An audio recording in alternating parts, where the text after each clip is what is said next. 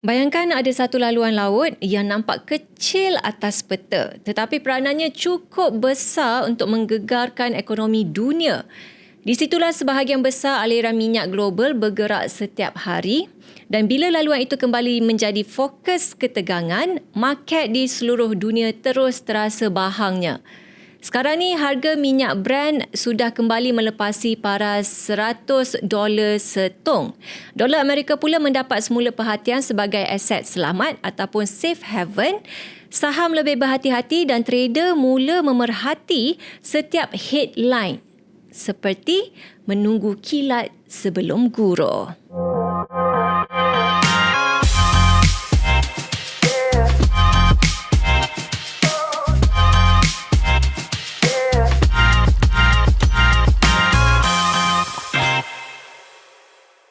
Hi guys, welcome back to HFM Hotcast Kopi Chart and Chill.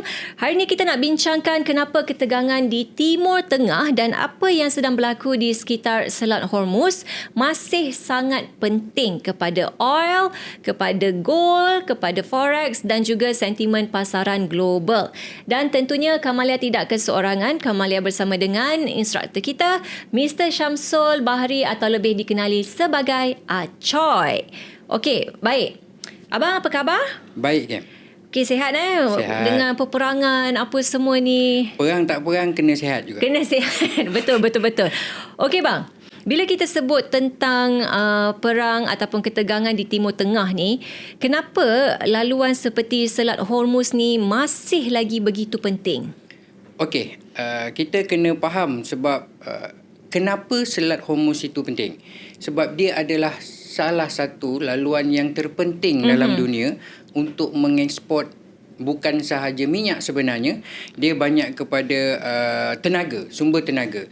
Jadi apabila laluan itu terganggu ataupun diganggu ataupun ada yang mengganggu dia, dia akan efek kepada pasaran. Terutamanya apa yang kita bincangkan adalah oil ketika ini. Dia melebihi dalam keadaan sekarang $100 setong. Betul. Okey, ini bagi setengah adalah sangat mahal. Dan disebabkan ini pergolakan yang berlaku di Timur Tengah ini, terutamanya Selat Hormuz ini, dia bukan sahaja efek kepada Timur Tengah punya cerita. Dia efek kepada global punya bekalan, supply. So, secara tak langsung apa yang kita nampak, tempat lain juga akan mengalami ataupun akan mendapat tempias daripada cerita itu. Padahal kita nampak macam simple je, Selat Hormuz je. Yelah, kenapa betul je kan? Kecil je, kita pun tak boleh lalu. Ramai yang cakap dalam Facebook, tak boleh ke dia pusing lalu itu ini. Ini bukan cerita yang itu. Dia cerita supply itu datang daripada kawasan itu. Jadi bila dia berkurang, kita akan dapat impak sekali dan itu yang menyebabkan harga melambung sehingga yang paling tinggi yang pernah dicatatkan dalam waktu peperangan ini adalah pada sekitar 119 US dollar setong. Itu sangat mahal. Itu Betul. sangat mahal. Dan sebab dia dah efek kepada negara-negara ASEAN kita sebenarnya. Seperti kita sendirilah. Ya, betul. Kita pun dah mula nak mendapat efek. Tapi kesannya lebih awal sampai kepada Filipina dengan juga Thailand sebenarnya. Betul. Kita kira beruntung lagi sebabkan kerajaan kita. Tapi tak boleh bertahan lama. Selagi peperangan ini belum reda, kita nampak kita akan mendapat dan turut merasai kesan dia. Ya, betul. Okey. Kadang-kadang kan bila kita tengok ni dengan keadaan seperti sekarang ni, market kadang-kadang tak ada benda pun yang tengah terjadi lah. Tak ada benda penting yang tengah terjadi. Tetapi kalau kita tengok harga tu tiba-tiba dia spike. Tiba-tiba dia spike naik, tiba-tiba dia spike turun kan. Jadi kenapa market tu boleh bertindak macam tu? Dia sebenarnya ini adalah sentimen dalam pasaran. Seperti yang umum tahu, benda ini akan efek kepada bukannya satu dua negara tapi melibatkan banyak negara. Itu adalah sebahagian daripada sentimen dan ia sangat sensitif kepada trader. Contoh, 2 minggu lepas Trump mengumumkan genjatan senjata. Tiba-tiba kita dapati oil turun, indices mencanak-canak naik, gold juga turun naik ke atas. Tetapi apabila bercerita tentang sentimen negatif sahaja, contoh seperti ketika ini rundingan yang gagal di Islamabad, Pakistan. Setelah 21 jam mereka berunding tetapi tidak ada jalan penyelesaian. Kita dapati tiba-tiba oil naik mencana, kita nampak gold jatuh, indices terus jatuh ke bawah, dan ini adalah reaction daripada sentimen peperangan yang berlaku. Setiap apa yang Trump cakap yang melibatkan rundingan, ceasefire, itu adalah sentimen dan akan mengakibatkan reaction yang cepat dalam pasaran. Betul. Sebab itu tu kisahnya. Sebab tu kadang-kadang kita macam market tengah tiba-tiba dia spike. Betul. Tengah-tengah malam. Betul. Kan. Apa ke, sebab orang kata tengok tak ada pun news tak besar. Tak ada news, tak ada apa. Itu lebih kepada speech. Speech ataupun breaking news. Tak ada siapa yang boleh menduga apa yang bakal terjadi. Cumanya as a trader, apa yang kita boleh buat as a retail trader, kita hanya mengikuti perkembangan semasa apa yang sedang berlaku. Katakanlah sebagai contoh saya bagi, kita tahu sekarang ini lebih sensitif kepada oil. Sentimen peperangan dekat sana. Apa yang terjadi dengan gold? Seperti yang lepas peperangan, of course kita akan cakap, gold mesti nak terbang bang. Mesti kita nak buy. Tapi kali ni dia jadi pelik. Betul. Gold pula turun dan oil pula yang terbang. Itu yang kadang-kadang kita tak faham. Apa sebenarnya punca yang menjadi kepada market sekarang. Okey, sekarang ini tumpuan dia adalah kepada oil disebabkan selat Hormuz tadi dan disebabkan supply yang ada. Jadi bila benda tu terganggu, kita akan dapati benda tu react more kepada gold, kepada oil. Bukannya tak react kepada gold, tetapi more kepada oil. Itu cerita dia. Tenaga sekarang, masalah adalah tenaga sekarang, bukan kepada tumpuan metal gold sekarang. Itu kisah. Bila kita sebut pasal oil kan, mungkin ada trader di luar sana ataupun investor di luar sana yang memang diorang hanya fokus pada oil daripada dulu lagi. Jadi apakah yang trader-trader ataupun investor-investor yang berikan perhatian kepada oil ni, apa yang mereka patut buat sekarang ni? Adakah mereka perlu berada dalam langkah berjaga-jaga, atau adakah ini peluang untuk mereka beli, buy? Kalau nak cerita tentang peluang dalam komoditi ni, of course kita akan mencari peluang untuk kita buy. Ataupun long kita punya position. Tetapi dalam keadaan sekarang ini, market sangat volatile. Kalau kita tengok VIX sendiri pun dia sangat volatile. Sekejap aja dia boleh spike ke atas, sekejap dia boleh spike ke bawah. Itu menandakan pasaran masih lagi belum stable. Bila tak stable ini, untuk long term investor, dia akan mencari peluang tunggu sehingga keadaan reda. Tak ada pilihan.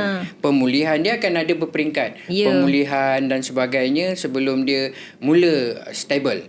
Jadi sebagai seorang trader ni, kalau saya trade oil, ketika ni saya tidak ada position untuk oil. Even though saya nak buy ke, saya nak sell ke, saya tidak ada position. Saya lebih menunggu apa yang nak terjadi seterusnya dengan peperangan ini. Apa dia punya, adakah peperangan ini akan berlanjutan ataupun dia akan reda dalam masa seminggu dua lagi. Kita akan fokus kepada situ. Bila dah reda sedikit, barulah kita mula mencari, seperti yang kita dah bincangkan sebelum ini, mula mencari pasaran yang ada momentum, yang ada kekuatan dalam market, baru kita mula nak masuk.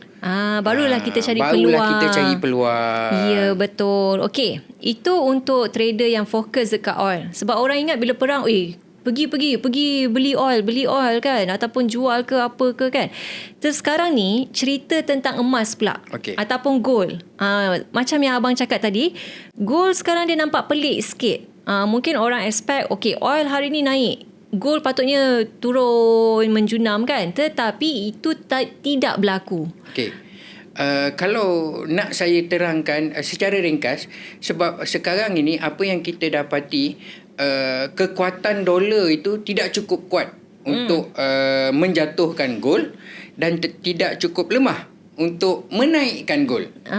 Sebab itu dalam keadaan time frame besar, jika anda tengok kita masih lagi berada dalam ranging market untuk gold. Dia pergi paling tidak pun hari itu 40 90 harga yang paling rendah, kemudian dia naik balik 45 46 47, dia dah ranging dalam keadaan itu.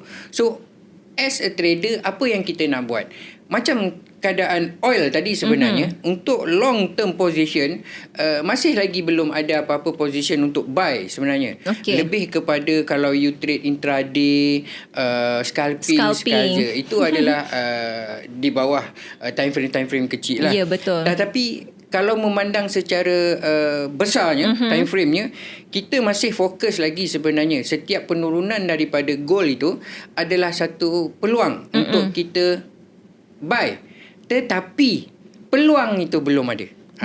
Saya melihat masih ada ruang untuk gold melakukan retracement ke bawah bersama-sama dengan indices sebelum dia mula melonjak. Cara dia senang aja. Tak payah pening kepala. Fikirkan apa-apa yang rumit-rumit, just monitor saja apa perkembangan yang sedang berlaku. Apabila dia reda sahaja, saya percaya market akan kembali seperti sebelum peperangan. Itu je cerita dia, Cam.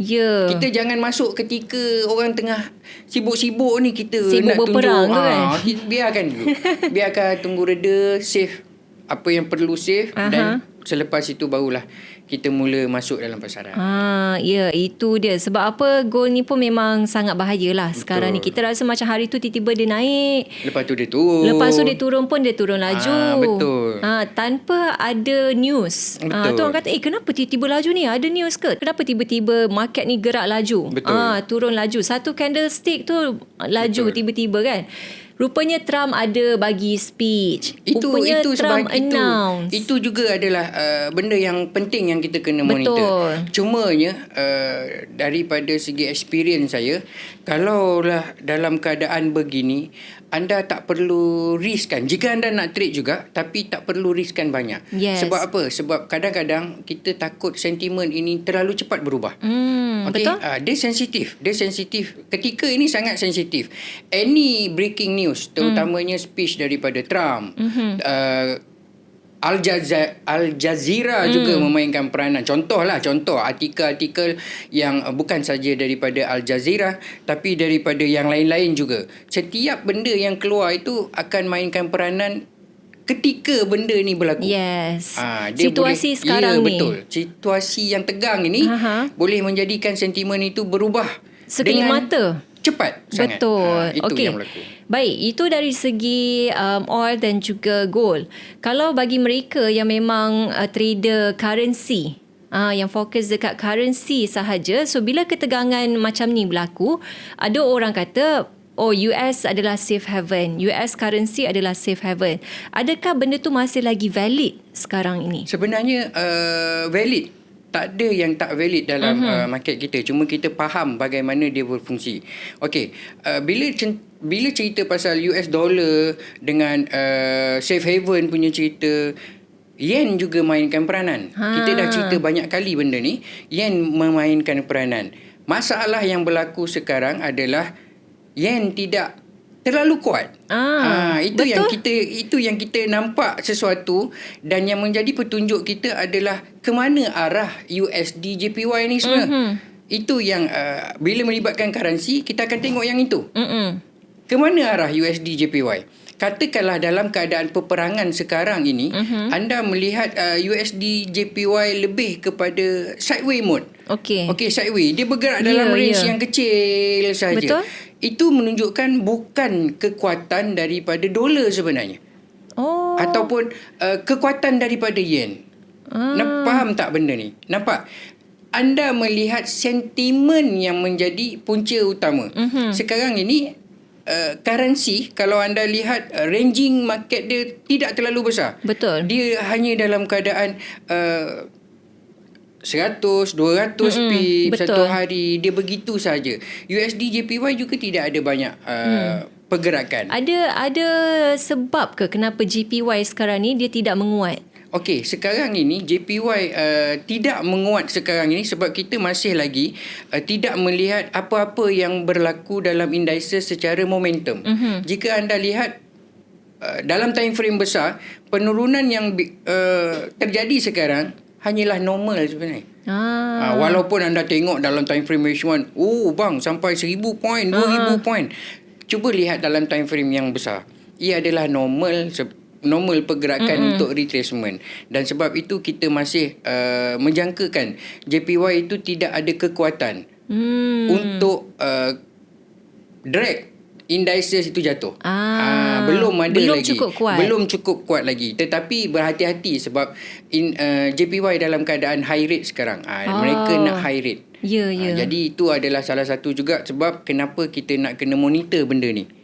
Terutamanya currency dan USD JPY. Okey, jadi itulah dia antara kesimpulan tentang apa yang sedang berlaku di laluan strategik seperti Selat Hormuz sekarang ni. Jadi kepada trader di luar sana, kalau nak trade, nak fokus currency ke gold ke apa ke, memang kena sentiasa alert lah dengan, sebab ini melibatkan sentimen semasa sebenarnya. Sentimen semasa, keadaan semasa sekarang ni memang sangat penting untuk anda ambil tahu. Betul. Okey, mungkin ada apa yang Abang Acoy nak simpulkan daripada situasi Selat Hormuz ni? Okey, daripada situasi sekarang, sebenarnya pada mereka yang bijak, ia adalah satu peluang. Tetapi bagi mereka yang long term, saya tidak nasihatkan untuk anda masuk sekarang. Tunggu sehingga habis ataupun reda keadaan peperangan ini, terutamanya daripada cerita peperangan di Timur Tengah lah. Okey, so as a trader, kesimpulannya untuk anda tunggu habis sehingga retracement ini berlaku dan mula masuk pasaran. Saya nampak itu adalah peluang yang terlalu besar untuk kita. Cuma perlu bersabar sikit untuk tengok habiskan cerita ni. Itu masalah diorang, bang. Ramai yang tak boleh sabar kat luar sana. Betul. Tu. Sebab kita dah tak tahan-tahan nak cari duit kan. nak kena sabar jugalah. Okey, baik. Jadi sampai di sini sahaja untuk episod kali ni. InsyaAllah kalau ada apa-apa update tentang ketegangan di Timur Tengah, saya pasti jemput Abang Acoy lagi untuk bersama-sama dengan anda semua untuk share apa yang anda harus lakukan. Okey, jadi kita jumpa lagi di lain-lain episod bersama saya Kamalia dan juga Samsul. Bye. Assalamualaikum.